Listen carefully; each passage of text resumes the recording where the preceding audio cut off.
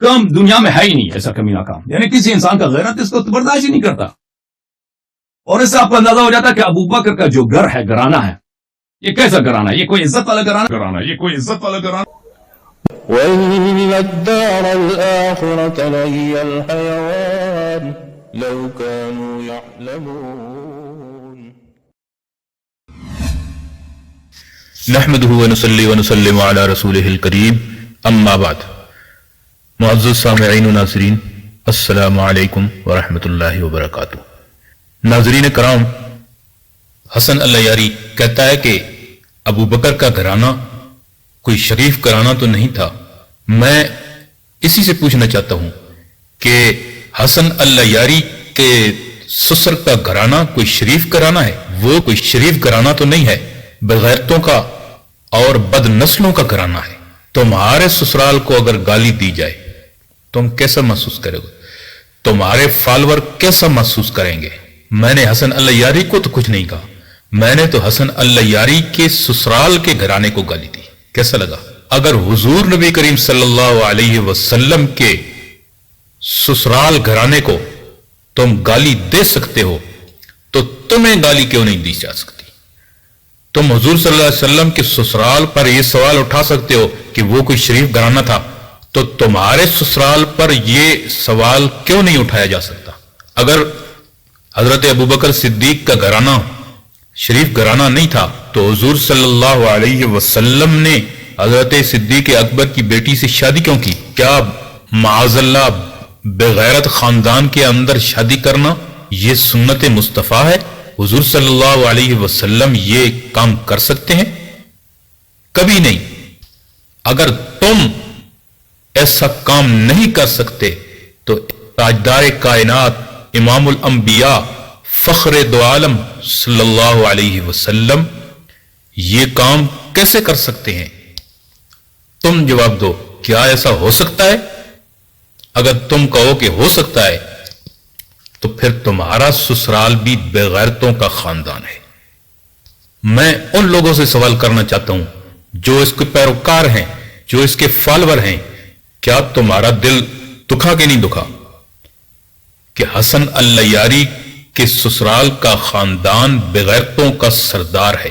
اگر تمہارا دل دکھا ہے اس میری گالی دینے سے، ایسے کروڑوں تمہارے جیسے دل، ان کو اکٹھا کر کے آگ لگا دی جائے، ان کو چیر دیا جائے، تو میرے نبی صلی اللہ علیہ وسلم کی پاؤں سے لگنے والی مٹی سے کوئی مقابلہ نہیں کر سکتا. تم نبی کریم صلی اللہ علیہ وسلم کے سسرال کے بارے میں ایسے الفاظ کس طرح استعمال کر سکتے ہو؟ اگر تمہارے اندر رتی برابر ایمان ہے. ایک مسلمان کے بارے میں بھی یہ قانون ہے کہ اللہ کا قرآن ارشاد فرماتا ہے الزانی لا ينکح الا زانیۃ او مشرکۃ والزانیۃ لا ينکحها الا زان او مشرک. زانی صرف زانیہ عورت سے شادی کر سکتا ہے، او مشرکہ یا مشرکہ عورت سے شادی کر سکتا ہے. اور زانیہ عورت ایک زانیہ مرد سے شادی کر سکتی ہے یا مشرک مرد سے کر سکتی ہے. یہ قانون ایک عام مسلمان کے لیے بھی ہے. حضرت ابوبکر صدیق کا خاندان شریف خاندان نہیں تھا تو حضور صلی اللہ علیہ وسلم نے کیوں نکاح کیا حضرت عائشہ صدیقہ رضی اللہ تعالی عنہا سے؟ اور پھر حضرت جعفر طیار کی بیوہ حضرت اسماء بنت امیس، حضرت جعفر طیار کی شہادت کے بعد حضرت صدیق اکبر سے نکاح کر رہی ہیں. اگر حضرت ابوبکر صدیق کا خاندان شریف خاندان نہیں ہے تو ایسے ویسے انسان کو خاندان نبوت نے اپنی بیٹی کیوں دی؟